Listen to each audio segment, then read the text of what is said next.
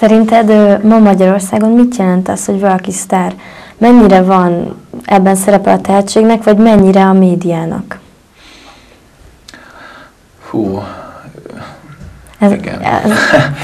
Értem a kérdést, abszolút. Én azt gondolom, hogy van szerepe a tehetségnek, de kisebb ez a rész, ami a tehetséget követeli, vagy nem is tudom. Tehát nagyon sok szerencse kell hozzá.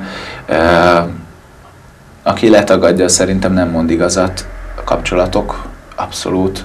Természetesen úgy is lehet valakiből ismert és sikeres ember, hogy nem ismer senki, csak éppen mondjuk jó helyen volt, jó időben, de kell.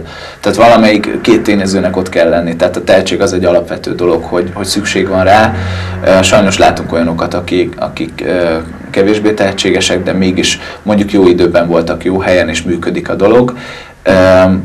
A médiának nagyon nagy szerepe van ebben az egészben, és igazából itt külön is választanám a kettőt, mert sztár és sztár között is van különbség. Tehát van sztár, akit azzá tesznek, és van az a fajta sztár, aki nem felejti el, hogy honnan jött, és pontosan tisztában van az értékeivel, és nem attól sztár, hogy tele van allűrökkel például, hanem pontosan tudja, hogy kivel hogy kell viselkedni, hogy kell a színpadon állni, hogy kell a színpadon kívül élni, és mondjuk amikor hazamegy, akkor azt a fajta sztár viselkedést vagy külsőt azt le tudja vetközni.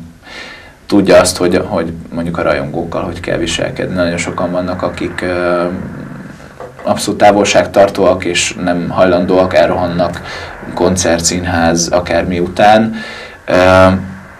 Azt gondolom, hogy itt is meg kell találni azt az óvatos középutat, amikor az ember jó kapcsolatot tud fenntartani, hiszen azok miatt, az emberek miatt is persze csinálja ezt a szakmát, akik ott vannak, akik véleményezik, ha jó volt azt is, ha rossz volt azt is. Nagyon-nagyon nagy szerepe van a médiának.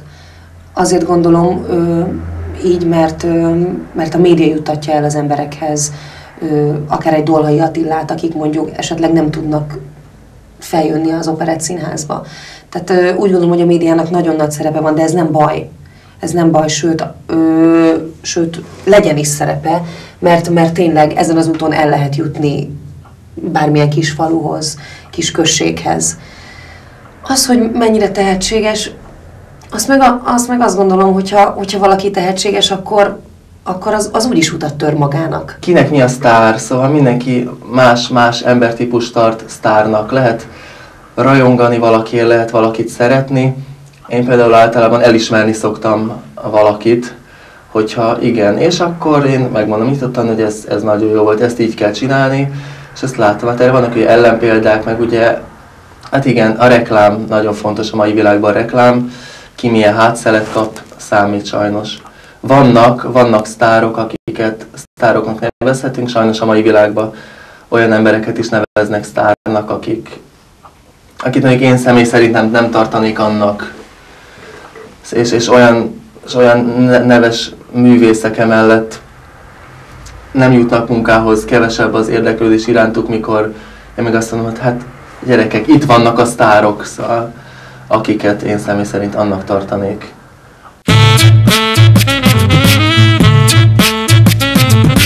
Mindig azt vallottam, hogy az embernek több lábon kell állnia, illetve én abszolút olyan vagyok, hogyha nem csinálok 2-3 dolgot egyszerre, akkor borzasztó ideges leszek, mert nincsenek lekötve az energiáim, és nem jó, tehát szeretek sok mindent egyszerre.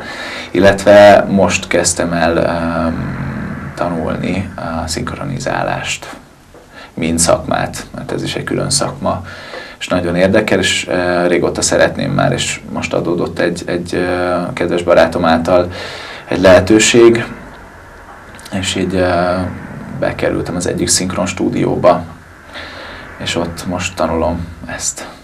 Tehát lehet ennyi mindent csinálni egyszerre úgy, hogy az jó is legyen és minőségi is legyen? Nem fog így az ember elveszni a részletekben? Én azt gondolom erről, hogy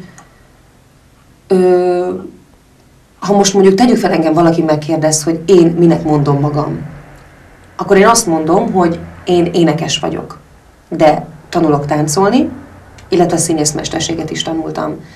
Ami ugye hozzátartozik magához a színészethez, meg az előadói pályához.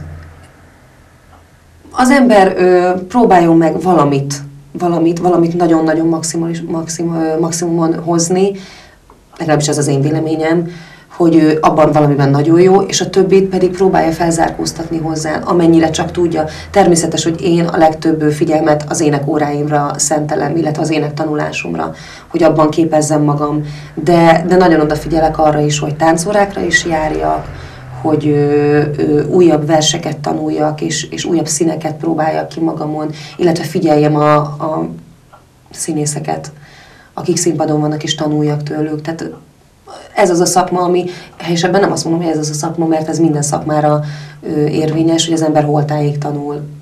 És az utolsó pillanatig figyelek mindig mindent, és tanulok, és szívom magamba. Erre szokták mondani, hogy jótól nem rossz lopni. Mindig egy új szint visz az ember életébe, hogyha egy új közösséget ismer meg, új darab, mert új erővel indulhat neki, és ez mindig a színházban is így van, hogy ugye egy premier előtt mindig sokkal nagyobb az izgalom, és akkor végre csinálhatunk valami újat, és újraadhatunk valamit az embereknek, és ez mindenkiben olyan energiákat szabadít fel, hogy tényleg jó egymásra ránézni, és hogyha ráadásul még ez egy teljesen új csapat, szóval amikor a Vámpírok báját én a nulláról kezdtem egy ismeretlen gárdával, és olyan hamar váltunk tényleg egy igazi csapattá, hogy nagyon jó volt velük együtt dolgozni. És szeretném megtartani ezt is, hogy inkább azt mondom, hogy a mai világban muszáj több lábon állni. Szóval persze, hogy sajnos el kell valamit kezdeni emellett, hogy tényleg az embernek legyen egy biztos háttere, de hát a színház és a színház és a színház.